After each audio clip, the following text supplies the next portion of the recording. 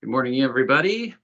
I'm Jesse Powell, and we want to welcome you to another Providence Grand Rounds, jointly between St. Vincent and Providence, Portland. And this morning we have a very special treat because we're celebrating the Gilbert Lipschutz Memorial Lectureship, and I'm going to give a little bit of background on the lectureship, and then introduce our speaker this morning, Susan Koven. Dr. Lipschutz was born and educated in Philadelphia, and he moved to Oregon in 1974, did his residency, chief residency, and a fellowship in gastroenterology at OHSU.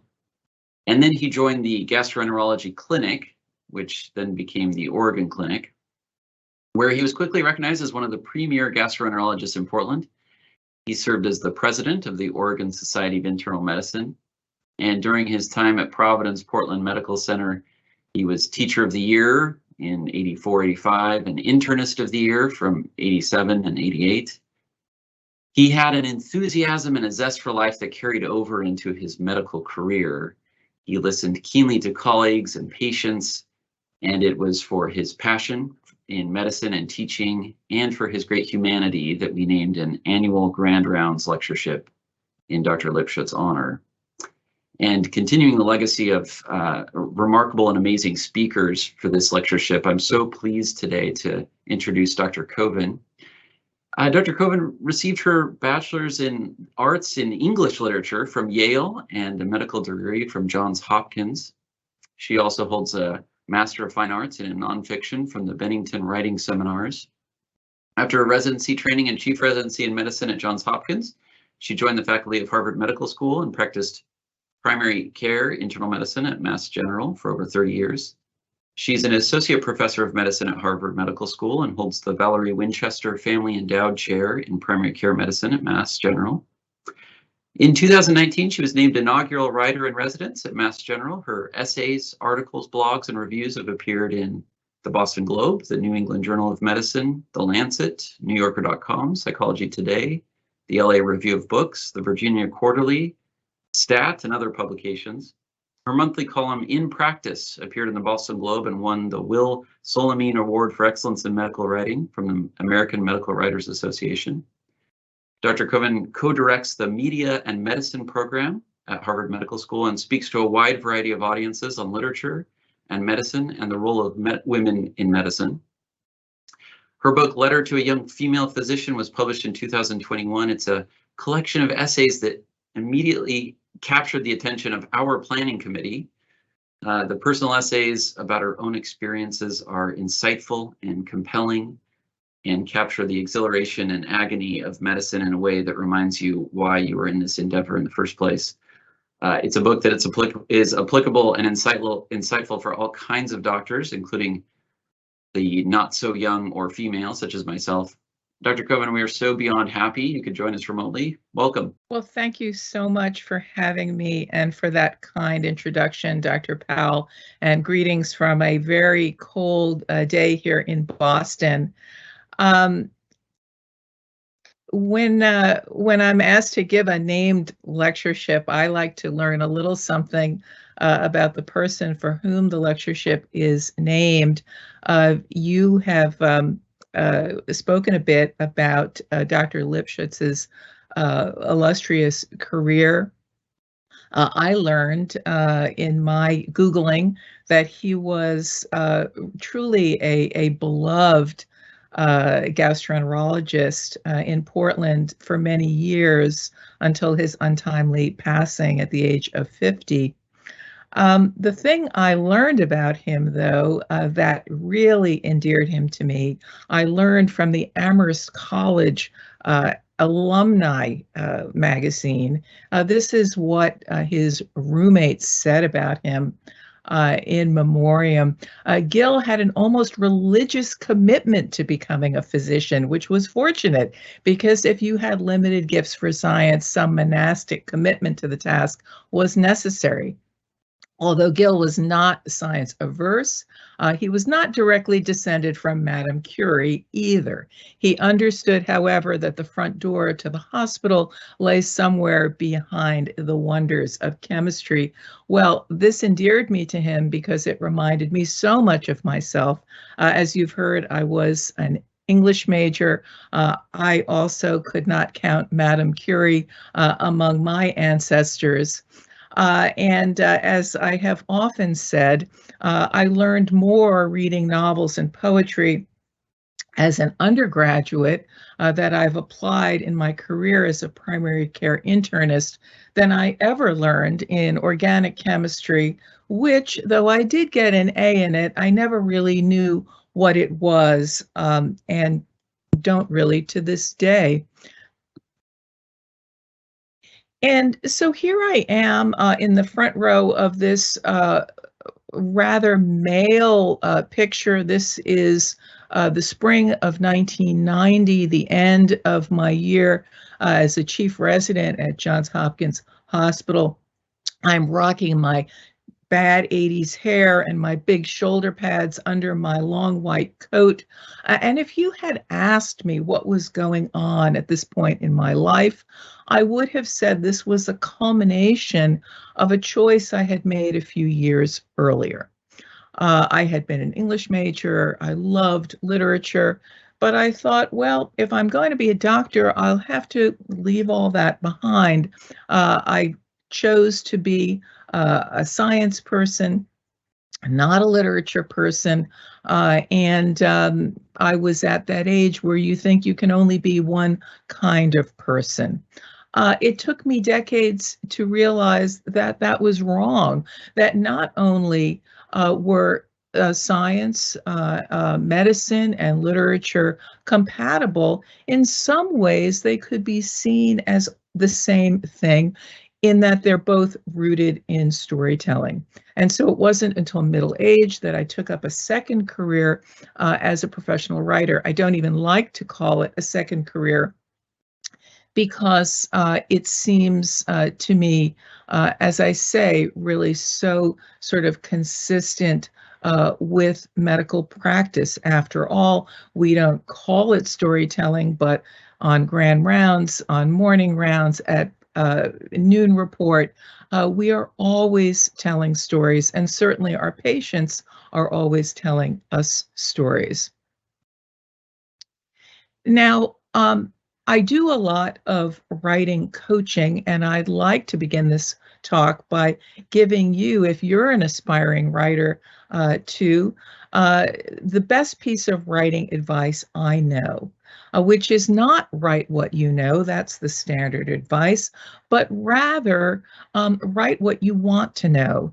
And write what you want to know about very tiny moments. I call these unstable moments, moments of confusion, moments where you think, why do I think that's funny and no one else does?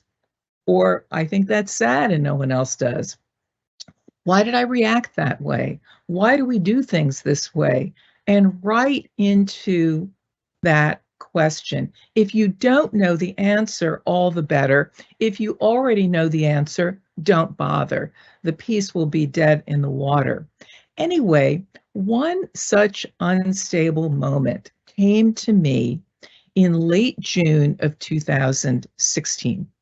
I was asked to supervise an orientation exercise for incoming medical interns at Mass General.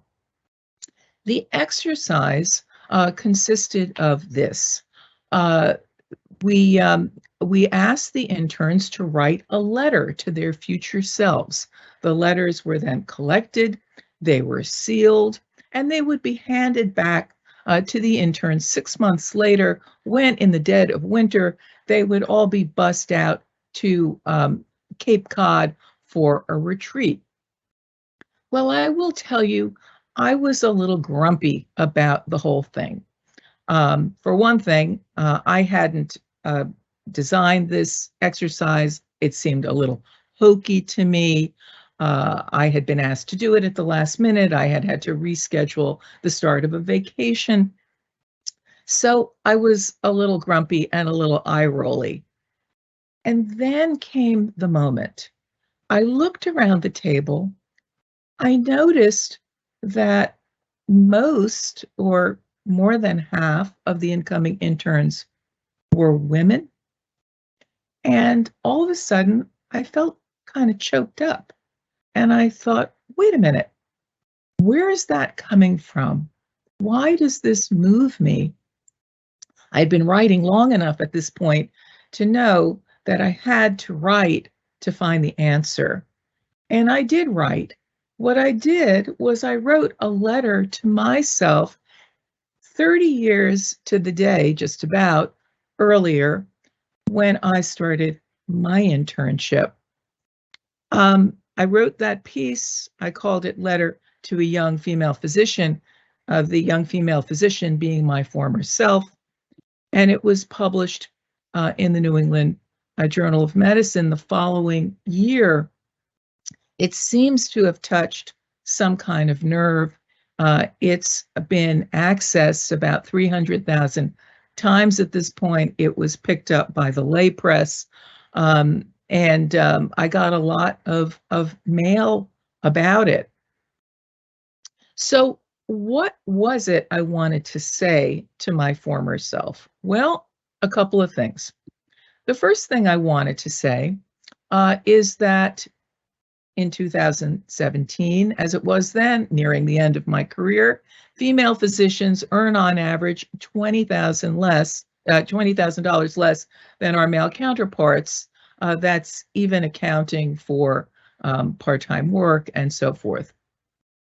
We're still underrepresented in leadership positions, even in specialties like OBGYN, in which we're a majority, still subjected to sexual harassment, ranging from unwelcome bro humor in operating rooms and on hospital rounds to abuse so severe it causes some women to leave medicine altogether.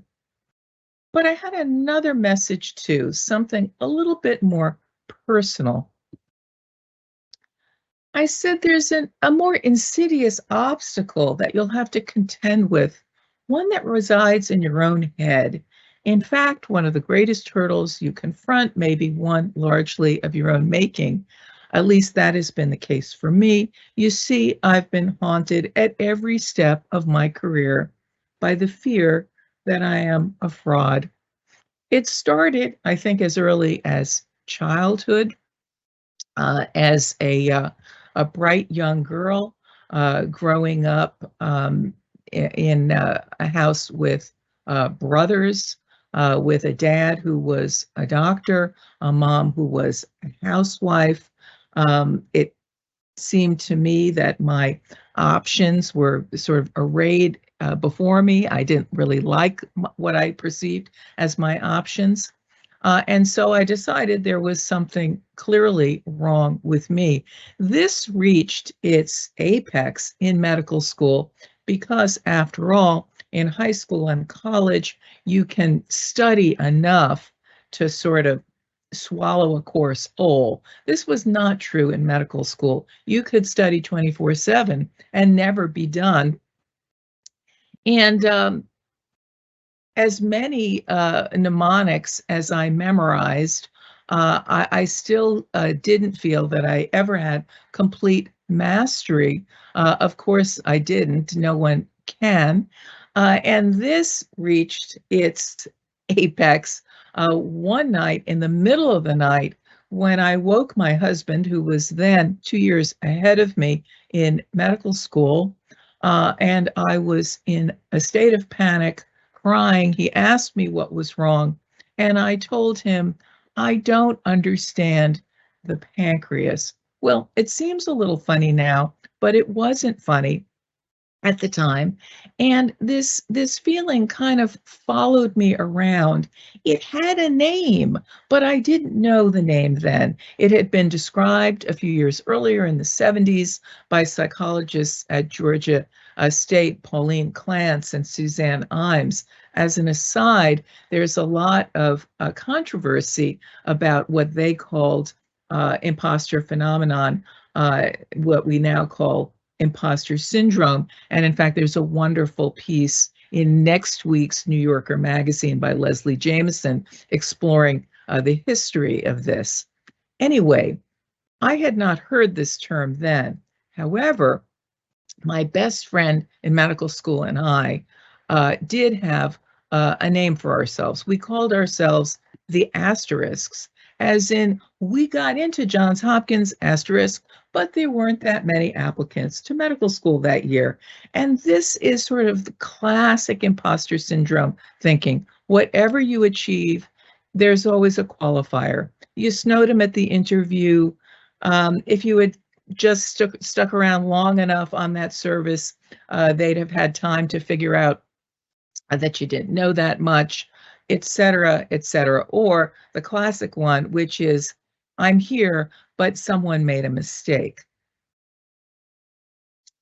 Now, as I say, this followed me around for many years, but it did dissipate with time. However, it flared sometimes, including when I saw this New York Times op-ed in 2011. At this point, I was well into my career, and it was by a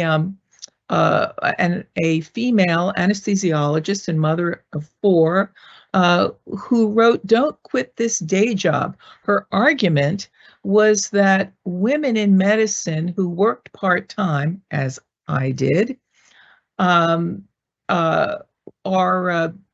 not doing service to their patients and are burdening their colleagues as well as the entire system, not to mention essentially, taking money from the government that partially educated them.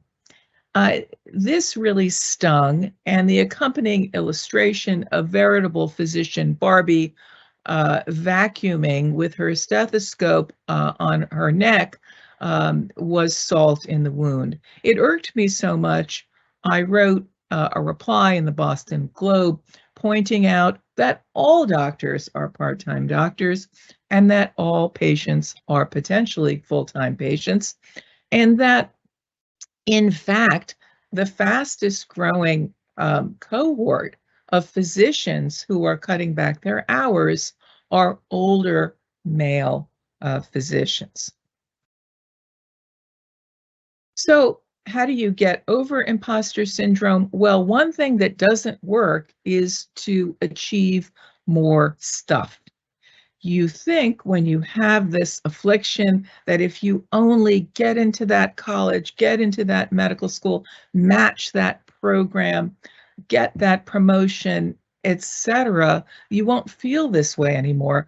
But in fact, it only throws gas on the fire, because the more you achieve, the less adequate you feel. You really can't fix an internal problem with an external solution.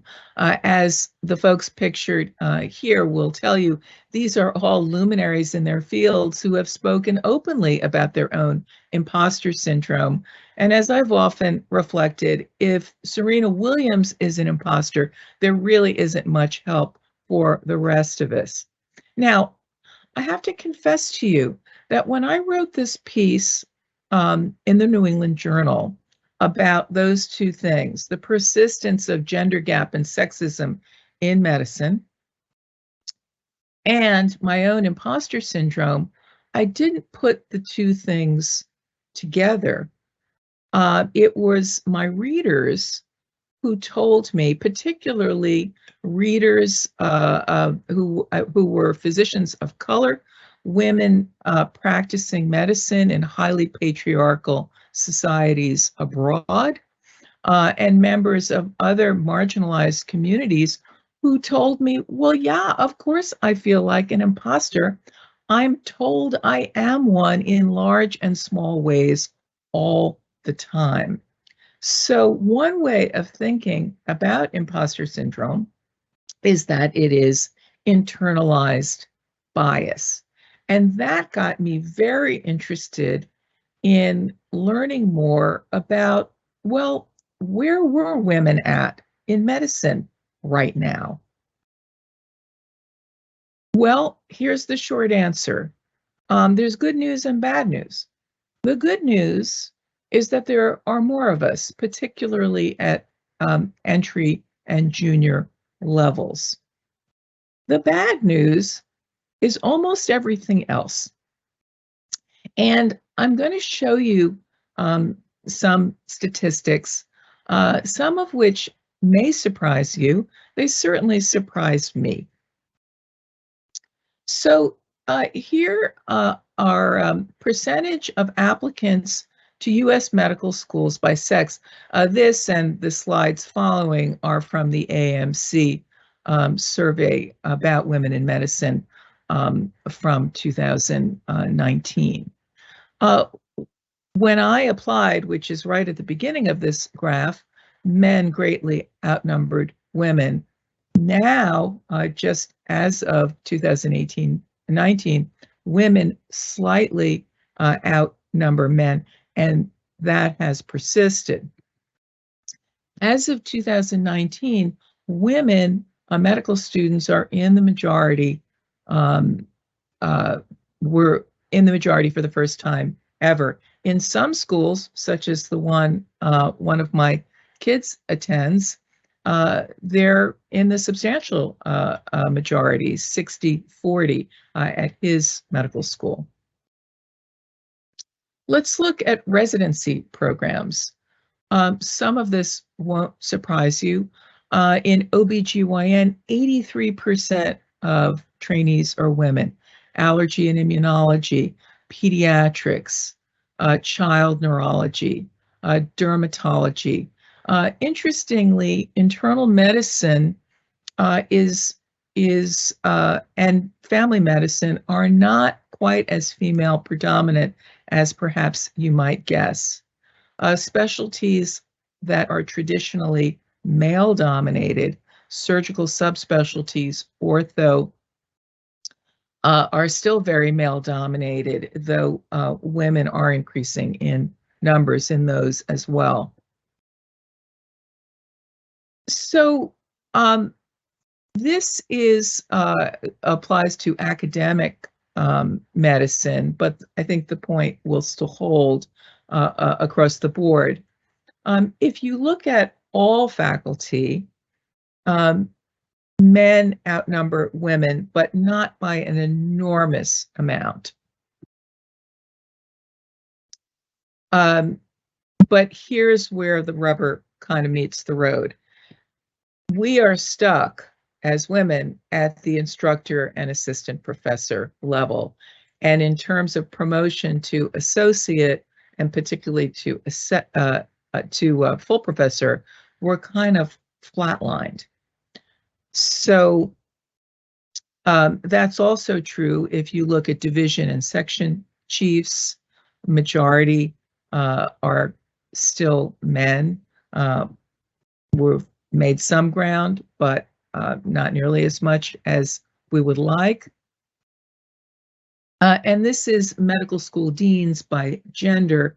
Since 2009, this is in 2018, since 2009, the number of female deans had increased 1 per year, not 1%, the number 1, and still greatly in the minority. So here's a tweet by a young female physician from a few months ago that I think kind of says more than all those statistics. In 1993, 42% of entering med students were women. I was 8 years old. We've said this 1,000 times, but I still wonder where those years went and where those women are now. Why aren't they my bosses?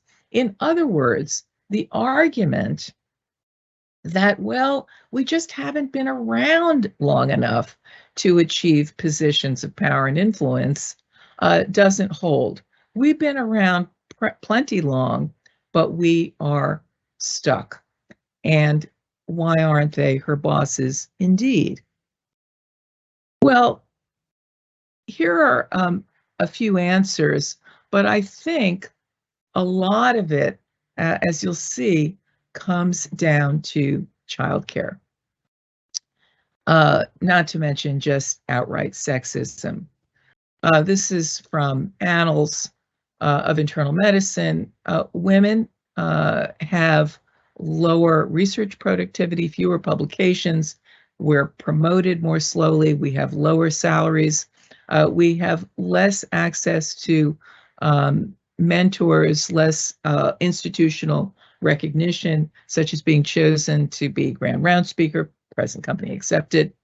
And this is, I think, the number that may underlie a lot of the other data, which is that if you compare male and female medical professionals in academic medicine, the women are spending, and this is in male-female couples, the women are spending a full extra day a week on childcare and domestic duties versus the men. Those hours have to come from somewhere, and it means that for many years, those 7 a.m. meetings, those 6 p.m. meetings, those meetings where you're networking are simply not available to you. And this was really exacerbated by COVID because women are more likely to take time off for disruptions in childcare as opposed to male partners. So then there's harassment.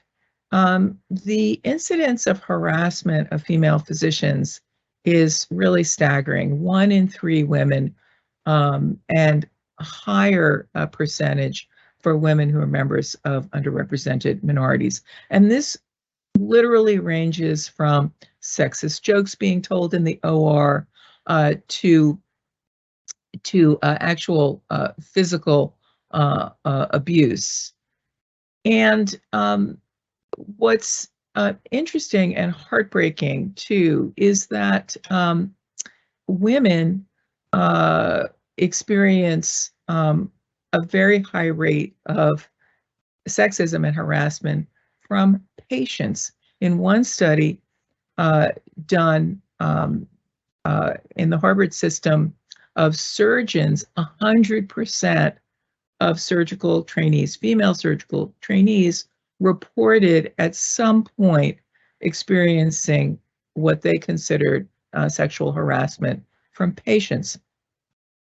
What kind of makes that even worse, though, is that, you know, we all have pretty broad shoulders. We know that patients, when they're sick and frightened, sometimes say stuff that maybe even later they wish they hadn't said.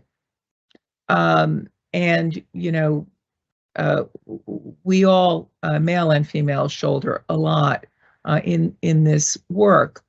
But what really hurts is not feeling validated by peers. So that means that when you leave the room in which you've been rounding, and the patient has said something offensive to a female physician, or even what you might not even consider offensive, such as calling her by her first name, as opposed to the male physicians who are called doctor, which happens a lot. And, you know, the female physician may not want to correct the patient, but she sure would like to hear her male colleagues say, that wasn't okay. And that doesn't happen nearly enough. And in fact, only half of female physicians feel safe reporting harassment and are more likely to just simply leave than to report. Why? Because we all know that medicine is kind of a culture of the team player, of you know, being tough, of not complaining, and the person who reports harassment becomes a complainer, a non-team player. This is just about, this did not happen today, I am happy to report, but, you know, these sort of, you know, micro bias or microaggression of speakers at internal medicine grand rounds, if they're women, routinely being introduced by first name only. I mentioned the child care crisis during COVID. Not shockingly, this increased the gender pay gap. Well, given all I've said, it's certainly not shocking to learn that female physicians are more likely to experience burnout than our male colleagues. And much worse than that, female physicians have higher suicide rates than male physicians or than women in general. This was tragically brought to light by the suicide of an emergency room doctor, Dr. Lorna Breen, in Manhattan at the beginning of the pandemic. Well, that's all been some difficult data that I've just shared. And now I'd like to share some somewhat more cheerful news. So this was a study done in 2017, right before my piece in the New England Journal came out, a letter to a young female physician.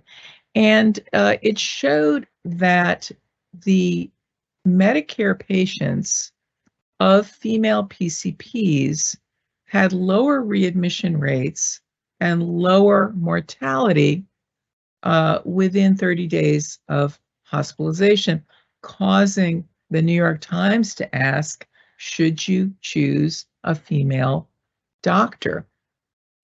The percentages of mortality difference were small here, but the numbers, it was a big study, it was over 30,000 patients, were large. And this caused many, including myself, to speculate, why would this be? It's thought that maybe women physicians are more likely to consult, are more likely to admit that they don't know. It's not clear, and that's just speculation. But another difference that showed up in the outpatient arena a couple of years ago that I find really fascinating is this study from the Brigham.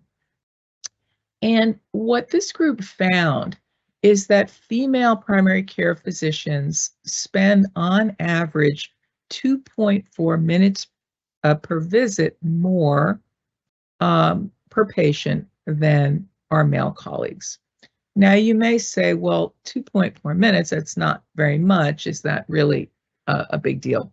Well, for one thing, if you stretch that 2.4 minutes out over a day, it's about 15% of extra time spent in the exam room, which, if you're being paid on productivity, could be a 15% gender gap, which, by the way, is what the gender pay gap is. I had occasion to ask Ashani Ganjali, my colleague who is the lead author on this paper, what are we talking about during those 2.4 minutes? And she said that we tend to spend more time explaining tests and explaining diagnoses. And we also spend a little bit more time on the extras, you know, looking at the prom pictures and wedding pictures and so forth.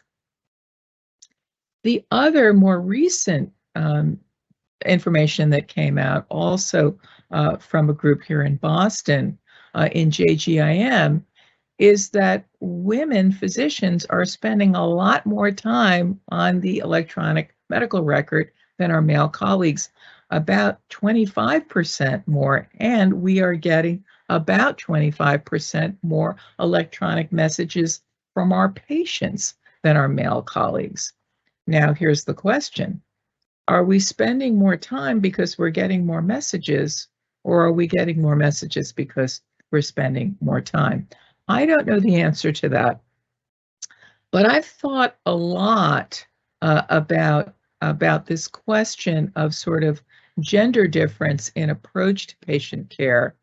And the way it kind of stacked up for me was something I wrote about in the New England Journal in 2016, and I called it The Doctor's New Dilemma, which was a play on a George Bernard Shaw drama from 1906 called The Doctor's Dilemma, which had absolutely nothing to do with what I was talking about here, but, you know, old English majors die hard. So here's the way I framed it, and this is a scenario that will be familiar to every clinician listening right now. Suppose a patient is waiting for you in an exam room, and you walk in, you're a little bit late, you're running behind, and the patient, while they're waiting, is reading a novel. And you can see the cover of the novel, you see the title of the novel. It's a novel you've read. It's a novel you have opinions about. And now you are at a crossroads. Do you ask them about the novel? Do you say, hey, I read that. What'd you think of it? In which case, you have a chance to further your bond with that patient. And we know that physician-patient rapport has really tangible effects on things like hemoglobin A1C and blood pressure and so forth, not to mention being intensely gratifying for both patient and clinician. But it takes time. And then you fall further behind, which makes you feel more stressed out, which makes you feel more burned out. Or choice B, do you pretend that you didn't see the cover of the book and you just press on? In which case, you don't fall further behind, but you have a more existential kind of crisis, which is asking yourself, why am I here if I am avoiding a deeper engagement with my patients? So do you engage and get burned out, or do you not engage and get burned out? So here's my theory. See what you think. And you can throw digital Rotten Tomatoes at me if you don't like it. I think, generally speaking, that I think, first of all, that women are not better doctors than men. They are not more empathic doctors than men. I have had many male physicians who are wonderfully empathic. But I do think that women are more acculturated to ask about the novel and the baby pictures, even if they fall behind, even if they're going to lose money by doing so. And that men are more acculturated not to ask, on average. And this is, of course, a great loss for all of us. And I think, just as an aside, this is a systemic issue having nothing to do with men or women or people of other genders and identities, which is that we seem to have constructed a healthcare system in which clinicians and patients can't thrive at the same time. Their suffering causes us burnout, and our burnout and disengagement and leaving adds to their suffering. We've got to do better. So clearly, we need to change policies. And that involves doing a better job with recruitment, retention, mentoring, promotion, addressing the childcare and family leave issue. Something that I'm very interested in is what a poor job we're doing accommodating female trainees who wish to get pregnant, which some 35 years after I did it with no accommodation and got preeclampsia and ended up with a 5-pound baby has not improved a whole lot. Maternity leave and accommodation are still considered favors somehow during medical training. Not to mention physician mental health, doing a better job addressing harassment, which, yes, occurs at the most wonderful, enlightened places, like where you work, like where I work, and pay equity. But we also need to change the story.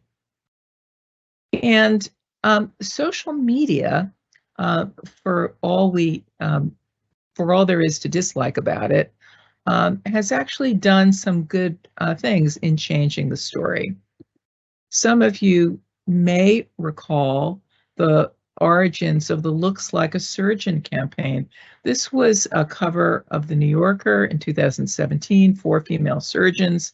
And this drawing was reproduced by female surgeons all over the world who posted their female teams on Twitter with the hashtag Looks Like a Surgeon. And then there was hashtag MedBikini. For those of you not familiar with this campaign, here's what happened. A couple years ago, the Journal of Vascular Surgery posted a pre-publication online version of an article in which researchers took a look at the personal social media accounts of surgical trainees. And they found, to their horror, that there was lots of unprofessional behavior being exhibited on private social media accounts. This unprofessional behavior consisted of things like expressing religious beliefs, political opinions, and wearing bikinis. So Carmen Simmons, who was a 4th-year medical student, pictured here with some of her classmates, decided to fight back by starting the hashtag MedBikini campaign on Twitter, where physicians, male and female, were encouraged to post pictures of themselves in bathing suits. It raised the whole question of what professionalism is. That's a big catchword, right? Except what does it mean? Is it really a kind of a cover for sexism and racism? Is it really about what sort of hair and body and jewelry and clothing are okay in medicine? And, who gets to say that? Well, the piece in the Journal of Vascular Surgery was pulled. It never made it into print. So it was a pretty successful campaign. My own personal favorite hashtag MedBikini was on Instagram. This is an emergency room physician in Hawaii who was wearing a red bikini when a man got hit by a boat and she saved his life on the beach. And then perhaps this is unexpected, but I think medical humanities can be really helpful in changing the story. I'm privileged isn't even the word to describe the joy I get reading and writing and talking about literature and the arts with my colleagues. How nourishing is it to learn that Elizabeth Blackwell, the first female graduate of an American medical school, struggled with sexism and with many of the same kinds of questions, including, are women more empathic doctors than men. This is something that she and her colleagues were arguing about 150 years ago. And Rebecca Lee Crumpler, the first Black female graduate of an American medical school who unsurprisingly faced racism. And then we can so much, I think, deepen our relationship with our patients, particularly our female patients, by reading the literature of women and illness, such as Audre Lorde, the great feminist, lesbian poet and essayist who died of breast cancer while she was being treated for cancer. She wrote, "Women have been programmed to view our bodies only in terms of how they look and feel to others, rather than how they feel to ourselves and how we wish to use them. We're surrounded by media images portraying women as essentially decorative machines of consumer function, constantly doing battle with rampant decay.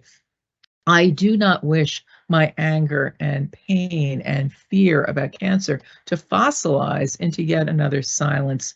She used her cancer as a political act and implicitly invites us 30 years later to consider doing the same. And then, speaking of imposter syndrome, it's nothing new. Long before we were calling it imposter syndrome, William Carlos Williams, physician and poet in 1921, wrote about his own what we would call imposter syndrome. He writes in Le Médecin Malgré Lui, which means the physician in spite of himself, "Oh, I suppose I should put my journals on edge instead of letting them lie flat in heaps, then begin 10 years back and gradually read them," etc. Something that, even though we now accumulate our unread journals digitally, something that we can all relate to. And then finally, I think that what will help is discussion and understanding that some of the shame we feel, some of the internalized bias that we feel breeds in isolation. And I know that what has helped me tremendously is to speak with other physicians, male and female, particularly young female physicians, as I toured with my book around the country and abroad. I hope that my book spurs that conversation. I hope this talk spurs that conversation. And now I would like to take the time we have left to open the floor up to questions and comments. Wonderful, Dr. Coben. Thank you so much for that compelling talk. And I'd invite our attendees and listeners to post any questions you have in the chat. I had a couple of questions. I was intrigued by your comments about the time spent per encounter, the 2.4 minutes extra that female physicians tend to spend with their patients. And you mentioned that a lot of that is spent with the extras, quote unquote, some of the things about the person's lives. And I know you have examples in your book of where that ends up making a really impactful difference on the encounter and the relationship with the patient. You have a story, for example, about a shared interest in pens, really nice pens, that ends up changing how you and a patient get along. But it led me to wonder, does this impact your documentation? So if you're getting a little bit behind, how do you manage that in terms of what you're writing? I'm saying that in part just because I'm so curious about how you approach documentation in your notes anyway. Yeah. As a writer, are they more literary? Are you including these extras in your notes about your patients? And tell me more about that. Well, it's become more challenging with, do you guys use Epic? Yes. Right. So it became more challenging when we adopted Epic about 5 years ago And in fact, I wrote a piece in Stat about this, that epic, ironically, since of course epic, canto, and haiku are all literary terms, which seems like a bit of cruel humor, literally disarticulates the narrative. It breaks it down into a problem list, so that, I don't know about you, but when I read an epic note, I often have difficulty figuring out what happened to this person. And in fact, I said, I joked, although it's not that funny, but I joked that if you tried to tell the story of Cinderella in epic, you'd have to like break it into a problem list, like poverty, soot, inhalation, family discord, etc. But you'd never know what happened. In terms of what I do, the way I got around it was I told as much of the story as I could under the social history tab. And I told my colleagues, go in there, you're going to find some good stuff. But it wasn't perfect, and it got much harder. Thank you. I have a couple of questions that were also posted here. So one listener says, sometimes it seems that my colleagues who are most threatened by my success are fellow women in roles near or just ahead of me. Also, I note that often the PAs in our clinic seem to more eagerly support the male physicians, almost as if they're their personal secretaries and enable their entitlement around doing less EMR work in favor of cramming in more productivity. Mm-hmm. Can you comment on your experience with other women and how we can better lift each other up? Mm-hmm. Right. Well, look, I mean, we're all swimming in the same sexist sea, right? So we're not, we're not any different than the rest of society, which is, there is systemic racism and there is systemic sexism as well. There's also a kind of scarcity mentality that is part of the culture of medicine. A story I tell in my book is that after getting a bad grade on an anatomy exam, I uncharacteristically called my mom to cry. And she said, the reason you feel this way is that all 110 of you sit in the same lecture hall all day. When you're scattered all over the country, you won't feel this way anymore. And I think there is that scarcity mentality. If this one gets praise, if this one gets a promotion, if this one gets this, then I can't get it. When in fact, I mean, and this is actually true, by the way, in writing and publishing, I tell people, if everyone I mentor ends up being a successful physician writer, we still won't have enough. If everybody I mentor ends up being a great PCP, we still won't have nearly enough. And as far as PAs and NPs, there is a certain tension now between the NP community and the female physician community. Any of you who are on the closed Facebook groups for like physician moms know about this. It's I think a real systemic concern. Having said that, individually, I have not found this. I have found my female colleagues incredibly mutually supportive, and I have found my PA and NP colleagues incredibly mutually supportive.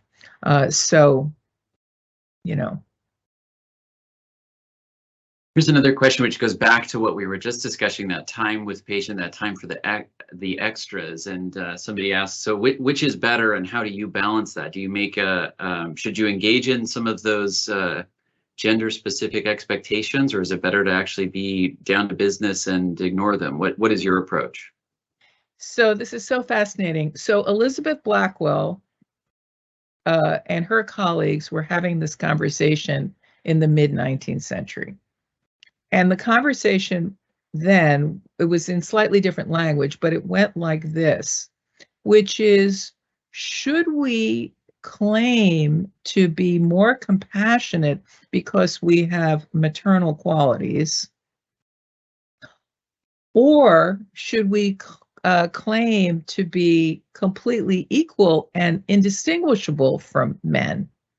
And it seems to me it's kind of a losing proposition either way.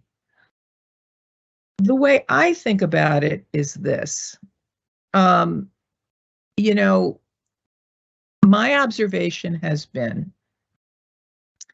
that when women, particularly young women in medicine, are especially skilled at what we call the soft skills, and everybody knows what we mean by that, the girly skills, they tend to denigrate it as, yeah, but everybody's good at that. What's really hard is knowing the coagulation cascade. But the truth of the matter is everybody isn't good at that. And if you don't believe that, ask patients. Because what patients will tell you is they assume you know the coagulation cascade, or you know how to look it up if you need to.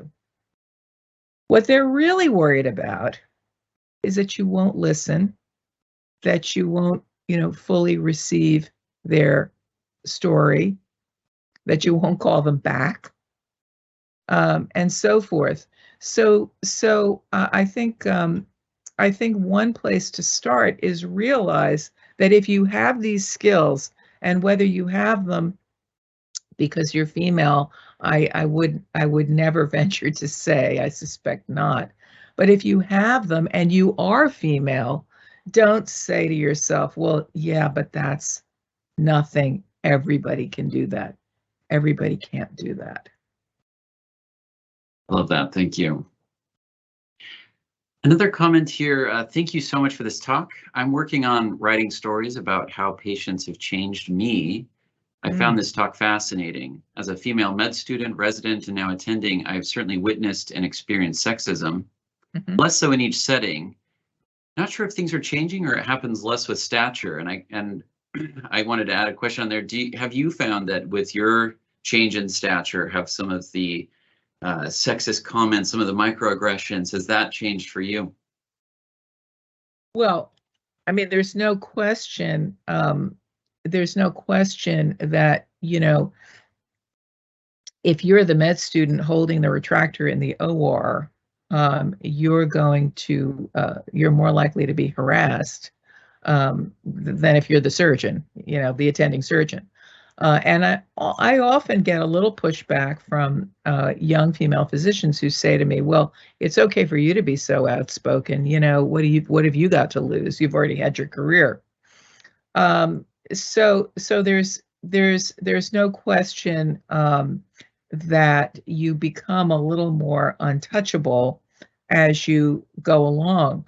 But that's by no means always true. And in fact, there's the intersection of sexism and ageism, which is especially acute for women, in which older women are considered invisible and dispensable. I think the other thing, what I've observed about myself, is that I've experienced less sexism as I get older, but I'm more aware of it when it happens. When I was younger and it happened, I was too afraid to even acknowledge that it was happening. Because once I acknowledged that it happened, I feared I'd fall off the boat, right? So instead, what I told myself is, isn't this great that I'm part of this club? I tell the story in the book of reconnecting with an old residency chum who was Black and comparing his experience back then of racism with my experience of sexism. And what I said to him was that I'm a little ashamed in retrospect that I so readily accepted a system that had so little regard for me in many ways. And he said, no, you're wrong. They loved you, and they loved me because we made them look good. But we also knew that it wouldn't take much to fall out of favor. And that's why we had to be perfect. And so, did I ever turn down that extra admission? I did not. Was it because I was so ambitious? No, but not partially. It was because I was afraid. Could you write a letter to young female physicians, treating female physicians as they would want to be treated as they were a female physician? I'm not sure what the second question, part of that question is. Could I write a letter to a young male physician? Dr. Powell and I were talking about this before the talk. I feel like I kind of did. I was telling him that my publisher and I had a lot of discussion about whether my book was misnamed, because there really isn't a whole lot I say in the book that wouldn't apply to men, and many male readers have told me that. Having said that, I would not presume to write a book to myself, letter to a young male physician. Well, Dr. Cohen, we've reached the top of the hour. We want to thank you so much for this very engaging presentation, your work and your leadership in this area, and being an inspiration to so many. And I want to recommend to all our listeners to read the book, buy it. If you're like me, you'll pick it up thinking, okay, well, maybe I'll read an essay or two, and then having to look for a chair so that you can sit down and get more comfortable as you dig in, and then taking your daughter to swim that same night, but sitting in the car and reading the whole time, and then getting back home and just continuing to read into the night until you finish the thing. It's so engaging.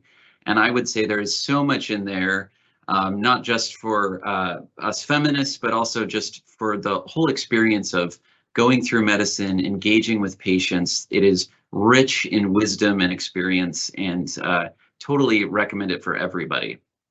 Well, thank you for those very kind words. If you do buy it, please buy it from your independent bookseller, such as Powell's. Our wonderful Powell's Books. Yes, thank you so much. All right.